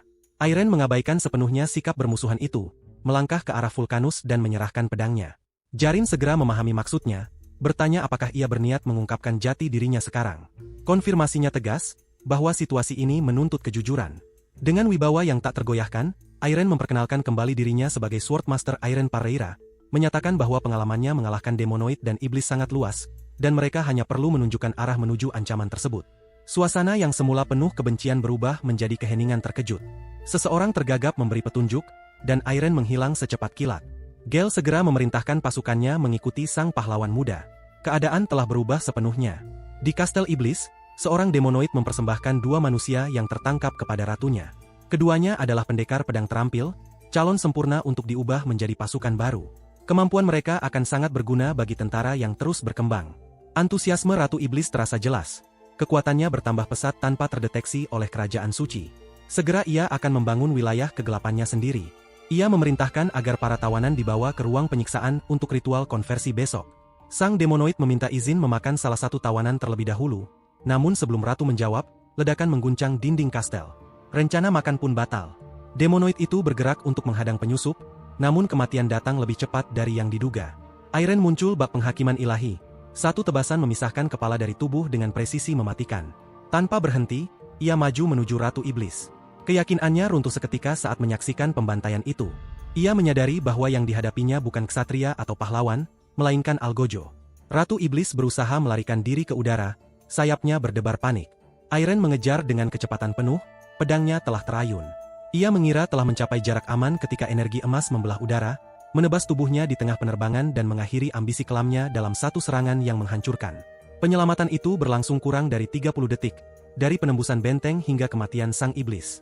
Iblis itu terkapar, sementara para pengikutnya, baik demonoid maupun monster, telah dibantai tanpa ampun. Kekuatan mistis Iren memurnikan sebagian besar tanah yang ternoda kegelapan, sedangkan sang pedagang bijak menambahkan air suci untuk membersihkan sisa-sisa korupsi. Para manusia menyisir ruang bawah tanah benteng secara menyeluruh, membebaskan tawanan manusia maupun elf. Bisik-bisik mulai menyebar di antara para penyelamat tentang pencapaian luar biasa Iren yang berhasil menaklukkan iblis dan demonoid seorang diri, sehingga mereka menyebutnya sebagai berkah bagi benua. Jarin tertegun melihat bagaimana sosok Eren yang ia kenal telah berubah menjadi pribadi yang sepenuhnya berbeda. Edin merasa lega karena kesalahpahaman telah terhapus, namun ia menyadari ketiadaan Jarin dan bertanya-tanya apakah ia sedang berada di kamar mandi. Kenyataannya, Jarin telah menyelinap masuk ke dalam bangunan itu, menelusuri lorong-lorong tersembunyi dengan keluasan yang terlatih. Setiap langkah yang ia ambil memanggil kembali kenangan yang menghantuinya selama 7 tahun. Ia kembali ke mode penyelidikan, mengingat saat kakaknya duduk membungkuk di atas gulungan naskah dan catatan sensus, dengan dahi berkerut penuh kekhawatiran. Populasi elf di desa-desa sekitar telah menurun secara drastis, bukan bertahap, melainkan dalam penurunan tajam yang mencurigakan. Saat Jarin mengusulkan kemungkinan bahwa mereka hanya pindah melalui jasa sang pedagang bijak untuk tinggal bersama manusia, ekspresi kakaknya menggelap. Polanya terlalu spesifik. Para elf perempuan, terutama yang masih muda, dikaitkan dengan bangsawan manusia melalui jasa perjodohan sang pedagang. Namun, jumlahnya tidak sesuai. Terlalu banyak yang menghilang tanpa jejak setelah pertemuan awal. Kakaknya telah menyusun daftar, memeriksa ulang kesaksian, dan melacak yang hilang. Semua bukti mengarah pada sesuatu yang jahat di balik wajah dermawan sang pedagang. Penyelidikan itu menjadi obsesi sekaligus takdir tragis bagi kakaknya. Suatu pagi, ia berangkat untuk menanyai para kenalan di desa tetangga mengenai hilangnya para elf, namun tidak pernah kembali. Tidak ada jasad, pesan, atau petunjuk. Hanya satu nama lagi yang ditambahkan ke daftar mereka yang lenyap. Ketika Jarin memulai penyelidikannya sendiri, ayahnya turun tangan. Jarin masih mengingat malam ketika ia masuk ke kamarnya dan menemukan penelitian kakaknya terbentang di atas meja. Wajah ayahnya runtuh, air mata mengalir di pipi tuanya. Ia berlutut, menggenggam tangan Jarin dengan kekuatan penuh putus asa. Ia berkata bahwa ia telah kehilangan satu putri karena kegelapan ini dan tidak akan kehilangan yang lain. Isakan pilu disertai permohonan agar Jarin berhenti menghancurkan hatinya. Malam itu, kecurigaan Jarin mengeras menjadi keyakinan mutlak. Ayahnya mengetahui sesuatu. Semua orang mengetahui sesuatu, tetapi ketakutan membuat mereka bungkam. 7 tahun keheningan itu berlalu. 7 tahun menyaksikan semakin banyak elf menghilang, sementara ia menghormati permintaan ayahnya. Namun kini, tidak lagi. Hari ini, ia akan menemukan jawabannya sendiri. 7 tahun penantian berakhir. Jarin tiba di ruang bawah tanah dan segera melumpuhkan penjaga dengan serangan presisi. Ia membakar pintu kayu dengan sihir yang menyala ganas, hingga kayunya berubah menjadi abu. Pemandangan di baliknya membuatnya tertegun. Para elf tergeletak di atas meja maupun lantai, masih bernapas namun nyaris tak berdaya. Tatapan mereka kosong, anggota tubuh terkulai, dan napas tersengal-sengal. Meja-meja persiapan berderet di sepanjang dinding, dilengkapi ikatan dan peralatan aneh. Ini bukanlah penyelamatan atau perjodohan, melainkan pengambilan organ. Tanpa menoleh, Gelwise mengenali penyusupnya. Nada suaranya memancarkan kekecewaan yang menghibur, bukannya terkejut. Jarin berteriak, menuntut agar ia menghentikan perbuatan menjijikan itu, lalu menerjang dengan amarah 7 tahun yang membakar semangatnya. Namun, tubuhnya terkunci di tengah langkah. Seluruh ototnya mengeras seakan berubah menjadi batu. Gel menjelaskan dengan tenang bahwa aroma bunga di ruangan itu akan membingungkan siapapun yang tidak memiliki penawar. Budidaya khusus, takaran tertentu, dan formula yang telah ia sempurnakan lewat bertahun-tahun percobaan. Jarin melawan dengan segala tenaga yang tersisa. Otot-ototnya menegang melawan ikatan tak kasat mata, keringat membasahi dahinya ketika ia berjuang sekadar untuk bergerak sedikit saja. Aroma itu meresap ke paru-parunya di setiap helaan napas, menyeret kesadarannya ke dalam kabut kelabu. Pandangannya mengabur, dan wajah kakaknya terlintas di benaknya. Ia bertanya dalam hati apakah ini juga yang dirasakan kakaknya di saat-saat terakhirnya. Kemudian, kehadiran lain memenuhi ruangan. Udara segar memutus cengkeraman aroma itu ketika Irene masuk, auranya menetralkan racun sepenuhnya. Kabut di benak Jarin sirna, dan kekuatan kembali mengalir ke tubuhnya. Wajah Gale untuk pertama kalinya menunjukkan keterkejutan yang nyata.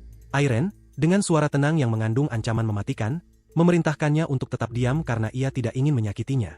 Ia berjalan langsung menuju bunga penghasil aroma busuk itu, mengabaikan protes Gale. Saat sang pedagang mencoba menghalangi, tinju Irene menghantam wajahnya dengan kecepatan nyaris tak terlihat. Setelah memeriksa bunga itu, Irene memastikan kecurigaannya. Sumber energi gelap ini sama seperti yang ia rasakan dari peti di tenda saat kunjungan pertamanya.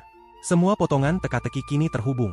Aroma ini telah digunakan selama bertahun-tahun untuk membingungkan dan mengendalikan para elf. Begitu bunga itu dihancurkan, para tawanan mulai siuman, kesadaran mereka perlahan kembali. Brodis Harper masuk untuk membela majikannya, namun terhenti di bawah tatapan Irene. Satu pandangan saja sudah cukup untuk menyampaikan segalanya. Bertahan berarti dihancurkan. Harper memilih mundur. Gale, sambil menahan hidung yang berdarah, segera beralih ke pembelaan hukum. Ia menyatakan bersedia menerima hukuman dari kerajaan suci jika memang diperlukan, tetapi bersikeras pada teknis hukum bahwa para elf harus diadili oleh sesama elf dan di luar wilayah Abilius, karena pihak lain tidak memiliki wewenang atasnya. Irene tidak ingin melanggar hukum yang berlaku, sehingga ia menyetujui persyaratan tersebut, namun menegaskan bahwa dirinya akan mengawal Gale secara langsung ke Abilius. Tidak akan ada upaya melarikan diri atau menghilang secara misterius di perjalanan. Sementara itu, Jarin bertemu kembali dengan kelompoknya, air mata kelegaan bercampur dengan kebahagiaan. Tindakan mengerikan yang ia curigai selama 7 tahun akhirnya terbongkar, penyelidikan kakaknya tidak sia-sia. Keadilan memang tertunda, tetapi tidak dibatalkan. Dalam perjalanan menuju Abilius, Gale berusaha menguji keteguhan hati Irene dengan bertanya apakah pendekar muda itu memahami sejauh mana pengaruh para pedagang bijak. Saat tidak mendapat jawaban, Gale menjelaskan bahwa ia memiliki hubungan mendalam di seluruh benua, termasuk dengan tokoh-tokoh berkuasa di Abilius sendiri. Diamnya Irene membuat Gale terhibur, bahkan ia tersenyum puas, yakin bahwa orang seperti Irene adalah sosok yang lurus, tidak dapat disuap, tetapi sepenuhnya terikat oleh aturan dan prosedur. Ia merasa tidak perlu takut, sebab Irene akan menegakkan hukum seturut pasal-pasalnya. Dengan keyakinan yang lahir dari pengalaman bertahun-tahun memanipulasi sistem, Gale percaya bahwa Irene hanya akan menjadi penonton tak berdaya saat koneksi dan celah hukum membuat amarahnya tak berguna. Baginya, keadilan hanyalah permainan untuk kalangan kaya, dan Irene bahkan bukan bagian dari permainannya. Keyakinan itu mencapai puncaknya ketika mereka tiba di kerajaan suci Abilius. Pemandangannya megah, dengan menara-menara menjulang dan tembok berkilau yang layak menjadi pusat rohani benua. Saat memasuki kota, Gale masih tersenyum sambil menggoda Irene, menanyakan apakah ia seharusnya diborgol. Irene mengabaikan provokasi itu. Gale menganggap permainannya telah berakhir. Terlebih Harper telah tiba lebih dulu dan pastinya sudah mengurus segalanya. Sesuai janji, pejabat setempat segera menyambut mereka, namun senyum Gale pudar ketika melihat Komandan Quincy memimpin rombongan. Keadaan semakin buruk bagi Gale ketika Irene menyapa Quincy dengan santai seperti sahabat lama. Situasi berbalik sepenuhnya dari yang ia harapkan. Quincy menghampiri Irene dengan antusias, mengatakan bahwa ia telah menerima kabar tentang iblis yang berhasil dikalahkan. Irene meminta maaf karena bertindak sebelum melapor, tetapi Quincy menepis kekhawatiran itu, menyatakan bahwa berkat tindakan cepat Irene, mereka berhasil menghentikan para iblis sebelum menjadi lebih kuat. Irene lalu memberi isyarat ke arah Gale, mengatakan bahwa mereka perlu berbicara, dan Quincy memastikan bahwa ia sudah diberi laporan terkait masalah tersebut. Namun, sebelum itu, ia menyampaikan bahwa ada kewajiban lain. Raja Suci telah meminta pertemuan pribadi. Kabar itu mengejutkan ketiga orang yang hadir, bahkan Irene sendiri tidak menduganya. Meski ia ingin menyelesaikan kasus Gale secara langsung, Quincy meyakinkan bahwa Irene telah melakukan bagiannya. Urusan tersebut kini berada di tangan yang tepat. Ketika Quincy bersiap membawa Gale, Anna datang tergesa-gesa untuk menyambut Irene. Ia membuka portal langsung menuju pintu masuk ruang audiensi. Saat Vulcanus meminta untuk ikut serta, Anna menegaskan bahwa biaya portal tidak terpengaruh oleh jumlah penumpang. Setelah Irene pergi, kehangatan Quincy lenyap sepenuhnya, digantikan tatapan tajam yang terarah pada Gale sambil menyatakan bahwa sudah waktunya kembali pada urusan utama. Kepercayaan diri sang pedagang mulai retak. Setibanya di ruang audiensi, para pengawal memberitahu Irene bahwa hanya ia yang diizinkan masuk. Di dalam, Raja Suci duduk di singgasananya dengan seorang wanita misterius di sisi kanannya. Irene bertanya-tanya dalam hati mengenai identitas wanita tersebut saat ia maju mendekat. Audiensi kerajaan pun dimulai. Raja menjelaskan bahwa ia sering mendengar nama Irene belakangan ini dan ingin bertemu langsung. Saat diberi kesempatan untuk berbicara, Irene memaparkan seluruh kejahatan Gale Wise, mulai dari perdagangan gelap para elf, penggunaan bunga pengendali pikiran, hingga penipuan yang telah berlangsung selama bertahun-tahun. Jawaban sang raja mengguncang dirinya. Raja telah mengetahui semua itu sejak awal. Pengendalian diri Airen goyah. Ia menuntut penjelasan mengapa tidak ada tindakan yang diambil. Sang raja menjawab dengan dingin bahwa hal itu demi menjaga perdamaian benua. Organisasi Sang Pedagang Bijak menyumbangkan dana besar setiap tahun dan menjadi salah satu penopang terbesar keuangan benua yang sedang terpuruk. Airen menolak mentah-mentah alasan tersebut. Ia mengakui pengaruh dan kekayaan organisasi itu, namun menegaskan bahwa tidak ada pembenaran untuk melukai para elf. Suaranya meninggi, didorong oleh semangat yang melampaui tata protokol. Mengorbankan yang tidak bersalah demi keuntungan, menurutnya, sama saja dengan membuat perjanjian dengan iblis. Sang raja tetap tenang dan menyebut bahwa itu hanyalah pandangan Airen, karena hanya sedikit orang di dunia ini yang memiliki pandangan idealis semacam itu. Ia melukiskan gambaran keras tentang benua yang dipenuhi orang-orang yang rela membunuh demi sepotong roti. Apakah mereka semua berarti jiwa-jiwa tak berharga yang siap menandatangani kontrak dengan iblis? Airen membentaknya agar berhenti memutarbalikkan ucapannya. Suara sang raja akhirnya meninggi, menuntut agar Airen memberikan solusi bagi dunia yang dipenuhi kekacauan. Keheningan menyelimuti ruangan. Setelah lama terdiam, Airen mengakui bahwa ia tidak tahu jawabannya. Ia telah memikirkannya secara mendalam, namun belum menemukan solusi, dan berharap sang raja dapat mengurai simpul kusut yang membelit dunia mereka. Ketika ditanya apakah itu sebuah provokasi, ia menjawab dengan tenang bahwa ia tidak akan memaksakan kehendaknya pada siapapun. Mencari jawaban atas masalah sebesar itu berada di luar kemampuannya, karena ia hanyalah seorang anak yang kurang pengalaman dan kebijaksanaan. Ia meminta bantuan dari mereka yang memiliki pengetahuan lebih luas, namun menyampaikan satu janji, ia akan memenangkan turnamen pahlawan dan melakukan segala yang ia mampu untuk menghapus rasa takut dari hati manusia. Setidaknya hal itu dapat ia usahakan. Setelah meninggalkan ruang audiensi, Airen mengetahui bahwa terdapat penginapan terpisah untuk para peserta turnamen. Ia baru saja menata diri ketika ketukan keras mengguncang pintunya. Suara Judith terdengar dengan nada tidak sabar. Airen membukakan pintu dengan sikap yang berusaha tetap tenang, namun Judith sama sekali tidak memberi ruang untuk kesopanan. Ia segera menyodorkan roti ke mulutnya, lalu bersama Brett menariknya menuju festival.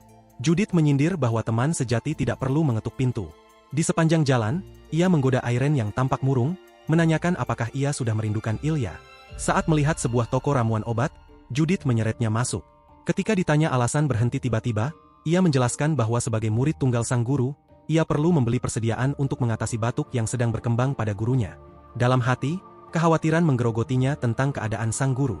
Sementara itu, di markas gurunya yang berada di antara reruntuhan kuno, sebuah lingkaran sihir raksasa tiba-tiba terbentuk di tanah. Energi gelap berdenyut dari pola-pola rumitnya, menandakan sesuatu yang kelam tengah dimulai. Hun memanggil Karl dan bertanya apakah ia mengetahui tentang dua serigala yang hidup di dalam hati setiap orang. Karl, sambil mempersiapkan serangan energi gelapnya yang mengancam, berteriak penuh amarah menanyakan omong kosong macam apa yang tiba-tiba diucapkan Hun. Pusaran angin pun menerjang ke depan, menghancurkan segala yang menghadang. Namun, Hun telah bergerak cepat dan kini berada di belakangnya, melanjutkan penjelasan bahwa setiap bayi terlahir dengan dua serigala di dalam hatinya. Salah satunya adalah serigala putih yang membawa energi murni, sedangkan yang lain adalah serigala hitam yang memendam energi negatif. Keduanya saling membenci dan bertarung tanpa henti setiap hari. Hun kemudian bertanya, serigala mana yang menurut Karl lebih sering menang? Karl terdiam, merasakan aura Hun yang semakin menguat. Saat ia bersiap melancarkan serangan berikutnya, Hun memberi jawaban, serigala yang diberi makan lebih banyaklah yang menang. Hun kemudian mengayunkan tebasan silang mematikan dan mengakui bahwa ia tidak sepenuhnya dapat memahami rasa sakit yang Karl alami. Karl terhuyung, hampir kehilangan kesadaran karena menahan luka yang dideritanya. Hun melanjutkan bahwa pada akhirnya, Karl sendiri yang telah memberi makan dan membesarkan serigala hitam itu. Dengan tubuh yang masih diliputi rasa sakit, Karl mencengkeram pedangnya erat-erat dan melepaskan aura gelap yang semakin mengembang. Melihat hal itu, Hun menyatakan bahwa Karl telah melewati batas. Pertarungan kembali memanas. Kali ini Karl mengerahkan seluruh kekuatan gelapnya untuk mengimbangi lawan, sedangkan Hun, tanpa gentar, menantangnya untuk datang. Tanah terbelah, angin menderu, dan dentuman keras terdengar setiap kali senjata mereka beradu. Di tengah benturan itu, Hun menegaskan bahwa pertemuan mereka hari ini akan ia anggap sebagai misinya. Ia bertekad untuk memikul tanggung jawab dan mengakhiri hidup Karl. Dengan satu pukulan telak, Hun mengirim tubuh Karl terlempar puluhan meter jauhnya. Dalam hatinya, Hun menyadari tubuhnya begitu kuat dan dipenuhi energi, bahkan begitu berlimpah hingga ia khawatir akan terbakar habis dan lenyap. Karena itu, ia memutuskan untuk mengakhiri pertarungan secepat mungkin. Sebelum Karl sempat menyentuh tanah, Hun melesat dengan kecepatan luar biasa menuju titik di mana Karl akan jatuh, siap melancarkan serangan terakhir yang mematikan. Karl sempat menghindar dari serangan yang berpotensi melukainya secara fatal, namun Hun tidak memberi ruang sedikit pun untuk bernapas. Secepat ia melancarkan serangan, secepat itu pula ia sudah berada di hadapan lawannya. Dengan seluruh tenaga, Karl menangkis serangan yang datang. Giginya terkatup rapat, keringat membasahi tubuhnya, dan ia menyadari bahwa serangan berikutnya dari Hun pasti akan melukainya parah. Tinju berlapis aura yang dilancarkan Hun menghantam, membuat sebagian tubuh bagian kanannya terkoyak dan lengannya terputus. Dalam posisi yang rentan, kepanikan sepenuhnya menguasai pikiran Karl. Pada saat itu, Hun meyakini inilah kesempatan terakhir untuk mengakhiri lawan. Namun tepat ketika ia hendak melancarkan serangan penentu, rantai-rantai sihir melesat, membelit seluruh tubuhnya dan menghentikan langkahnya. Di sampingnya, muncul sosok iblis yang melancarkan sihir, membuatnya merasa lega. Senyum merekah di wajahnya sambil berkata bahwa itu tadi nyari saja. Hun terkejut dan berpikir bahwa itu adalah iblis badut yang meneror seluruh negeri. Keterkejutan lain datang dari arah berbeda, ketika sebuah suara berkata, "Sudah lama tidak berjumpa." Sosok bertudung berdiri di depan Karl yang terhuyung, perlahan melepas tudung kepalanya. Menunjukkan wajahnya, ia bertanya apakah Hun mengingat dirinya. Dengan kebingungan, Hun bertanya kembali apa maksudnya. Matanya membelalak ketika sebuah ingatan samar melintas di benaknya.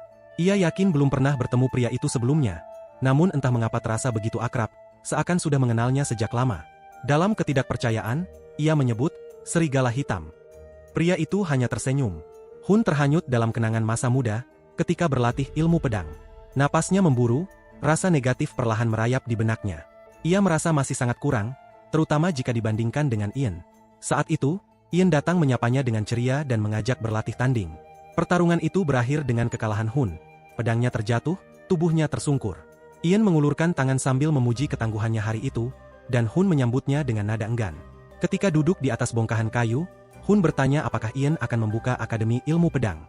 Ian mengangguk, menjelaskan bahwa ia telah diakui sebagai master dan mendapat tawaran yang baik. Untuk waktu yang tidak bisa dipastikan, ia tidak akan kembali. Hun sempat terdiam, lalu mengucapkan selamat.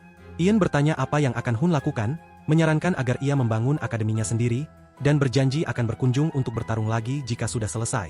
Sejak itu, Hun kembali berlatih dengan tekad untuk tidak tergesa-gesa, yakin bahwa dirinya juga mampu. Namun, tepat 20 tahun sebelum masa kini, ia masih terjebak dalam stagnasi kemampuan. Ia frustrasi, merasa tidak ada kemajuan sama sekali, mempertanyakan kesalahannya, bahkan meragukan bakatnya sendiri. Tidak peduli berapa tahun dihabiskan, ia tetap tidak bisa menjadi seperti Ian. Dalam keputusasaan itu, kegelapan pun muncul dalam dirinya, sesuatu yang gelap dan jahat, mengambil wujud sebuah makhluk. Masih meringkuk dalam keputusasaan, tiba-tiba sebuah suara memecah pikirannya, menanyakan apakah ia membutuhkan kekuatan. Terkejut, Hun segera berdiri dan menghunus pedangnya, menuntut untuk mengetahui siapa yang berbicara. Suara itu kemudian mengambil wujud makhluk gelap yang berasal dari dalam dadanya. Hun membelalak, tidak percaya bahwa makhluk tersebut berasal dari dalam dirinya. Sosok itu mengiyakan, menjelaskan bahwa ia lahir dari keinginan putus asa Hun dan dapat membantunya meraih sesuatu yang telah ia idamkan. Makhluk itu mempersilakan Hun memanggilnya penolong. Hun bertanya maksudnya, dan makhluk tersebut menawarkan untuk membagikan sebagian kekuatannya. Seketika, kekuatan gelap menyelimuti pedang Hun.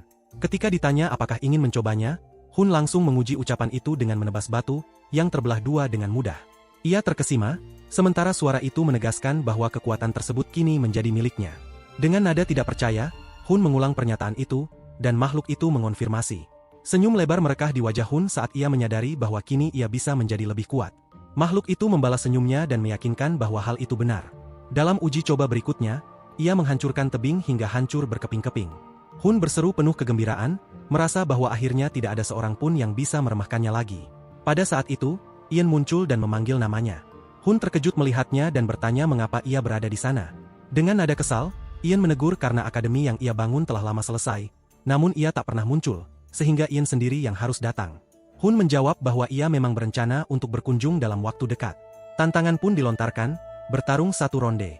Benturan kedua pedang menciptakan gelombang kejut yang membuat Ian terpental. Kekuatan Hun kini jelas berada pada tingkat yang berbeda. Tak berhenti di situ, Hun menerjang dengan kecepatan luar biasa, membuat tanah terkoyak oleh setiap hantaman, sementara Ian terus bertahan sambil mundur. Di sela-sela rentetan serangan, Hun berseru menantang, meminta lawannya mengeluarkan pedang aura menakjubkan yang dimiliki. Saat serangan berikutnya mendarat, daya hancur yang dilepaskan mendorong Ian jauh ke belakang. Pohon-pohon di sekitarnya roboh tak mampu menahan benturan, hingga akhirnya ia terhempas dan terkapar di bawah batang pohon lain. Dengan kegirangan, Hun mengumumkan bahwa ia telah menang, bahwa ia berhasil mengalahkan Ian. Namun, melihat lawannya tak sadarkan diri, ia merasakan keganjilan. Sesuatu di dalam dirinya berteriak bahwa ini bukanlah kemenangan yang ia harapkan. Makhluk gelap di dalam dirinya memuji pencapaiannya, lalu membujuk bahwa jika ia terus menuruti perintahnya, ia akan menjadi lebih kuat. Namun Hun menggeleng pelan, mengaku bahwa ia tidak menginginkan kekuatan untuk mengalahkan Ian jika hasilnya hanya membuatnya terbaring tak berdaya seperti itu. Makhluk itu terkejut, bertanya maksudnya. Saat itulah Hun menyadari sesuatu. Selama ini yang ia takuti bukanlah rasa rendah diri atau iri terhadap Ian. Ia telah menghabiskan hidup untuk bisa mengalahkan Ian. Namun pada titik tertentu, yang ia takutkan sebenarnya adalah jika semua usahanya menjadi tak berarti. Kesadaran itu membuat makhluk gelap itu merasakan sakit yang begitu hebat, seakan tubuhnya terkoyak dari dalam. Hun melanjutkan bahwa hal terpenting bukanlah mengalahkan Ian, melainkan menemukan dirinya sendiri. Makhluk itu menjerit panik, menyadari bahwa perlawanan fisik Hun semakin kuat. Ia berteriak dalam hati bahwa ia harus keluar dari tubuh itu. Hun merasakan sensasi mual yang menyiksa, lalu memuntahkan zat hitam pekat dari mulutnya. Makhluk menjijikan itu melesat pergi, berpikir keras untuk segera menemukan tubuh baru sebelum dirinya kembali ke kehampaan. Hun masih terengah, tubuhnya bergetar, sementara hutan menjadi satu-satunya saksi bisu kejadian itu. Saat Ian siuman, Hun dengan nada tak percaya mengomentari bahwa sang Ian yang hebat bisa pingsan karena pedangnya. Ian mencoba menjaga wibawa, menyangkal sambil berkata bahwa semua itu hanyalah akting untuk membuat Hun merasa lebih baik. Pada akhirnya, segalanya berakhir dengan baik. Dalam duel hari itu, Hun menyatakan bahwa pertarungan tersebut tidak dihitung. Ian terkejut, namun Hun menegaskan bahwa suatu hari ia akan mengalahkannya dengan pedang auranya. Ia kini berdiri dengan napas terengah, mencoba memahami keadaan. Hun berkata bahwa ia sempat mengira lawannya telah mati setelah diusir. Namun kini ia muncul kembali, tumbuh dewasa. Ia mempertanyakan berapa banyak orang yang telah menjadi korban. Serigala hitam menjawab bahwa ia terus berlatih tanpa henti demi berdiri di hadapan Hun. Kesakitan membuat Hun meringkuk, tetapi ia tetap tersenyum dan memperingatkan sang serigala untuk tidak menganggap semua ini sudah berakhir. Diselimuti aura petir, ia bersumpah akan kembali demi meraih segala yang diinginkan, hidup kembali, dan mewujudkan tekadnya. Namun, bertolak belakang dengan semangat itu, tubuhnya mengkhianati dan membuatnya berlutut, kekuatan perlahan menghilang. Serigala hitam hanya berkata agar Hun beristirahat dengan tenang. Lingkaran sihir terbentuk di bawah tubuh Hun yang telah tak bernyawa. Serigala hitam berdiri di sisinya ketika ritual berlangsung. Energi gelap pekat mulai menyelimuti mereka, membuat iblis badut yang mengintai dari kejauhan menatap penuh minat. Ia berpikir bahwa inilah yang ia tunggu-tunggu, berencana menyerap kekuatan Hun setelah ritual selesai untuk menjadi lebih dari 2 kali lipat lebih kuat dibanding tubuhnya sebelumnya. Tiba-tiba tanah bergetar hebat.